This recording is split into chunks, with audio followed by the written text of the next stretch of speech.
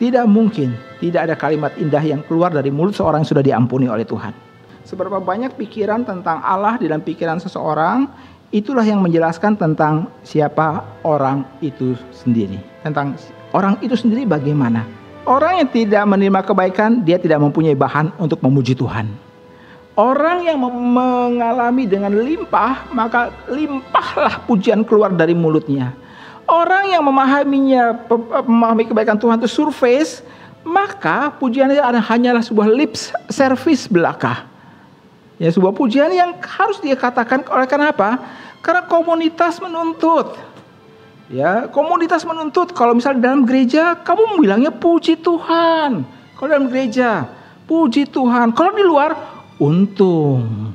Allah yang penuh dengan kebenaran dan keadilan itu adalah Allah yang penuh dengan kasih dan kemurahan juga. Itu sebab kenapa kemudian Daud berkata, tidak selalu ia menuntut dan tidak selama-lamanya ia mendendam. Lihat ya, dominasi Allah sendiri. Allah sendiri berbicara tentang diri sendiri, tentang apa yang ia akan lakukan sendiri. Kenapa demikian? Karena tidak satu orang pun yang pernah bisa menduga kalau pengampunan itu akan dia terima. Pengampunan itu hanya dia terima kalau Allah mengambil keputusan sendiri. Dia melakukan tindakan sendiri berdasarkan kemauan sendiri. Dan bahkan dia menyebut namanya sendiri. Pujian kepada Tuhan itu adalah bahasa pengampunan. Pujian kepada Tuhan itu adalah bersifat everlasting, bersifat kekal. Pujian kepada Allah itu adalah bahasa sorga. Kita memperhatikan dari kitab Wahyu, cerita tentang seluruh makhluk memuji-muji Tuhan. Mereka memuji Tuhan bukan tanpa alasan. Pujian yang dikatakan dalam kitab Wahyu adalah, lihatlah anak domba yang disembelih itu layak menerima segala pujian, hormat, dan keagungan. Seruan kepada anak domba yang sudah disembelih itu merujuk kepada Yesus Kristus.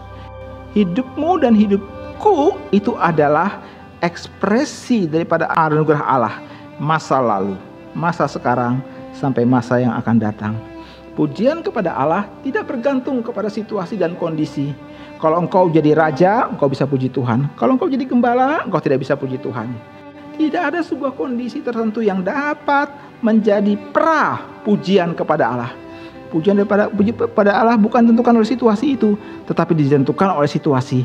Seberapa tajam dan seberapa peka engkau melihat kebaikan Allah yang tidak patut engkau terima. Dari dulu, sekarang, sampai masa mendatang. Dia selalu baik.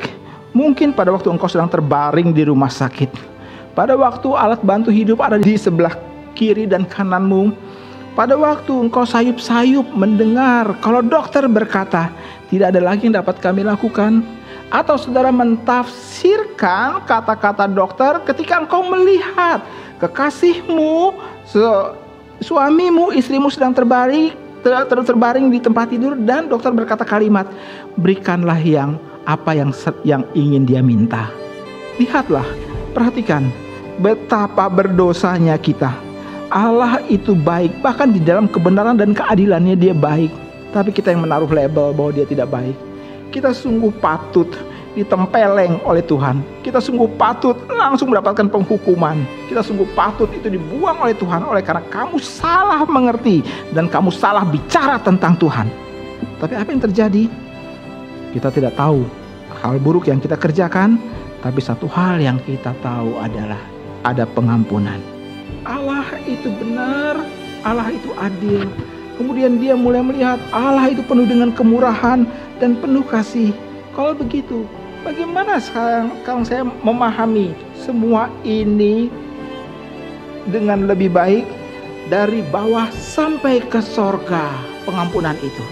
Betapa besarnya, betapa luasnya, betapa jauhnya pengampunan itu. Kasih Allah itu bicara tentang hidup seorang yang mendapatkan pengampunan. Tuhan sudah memberikan pujian itu dalam hidup kita.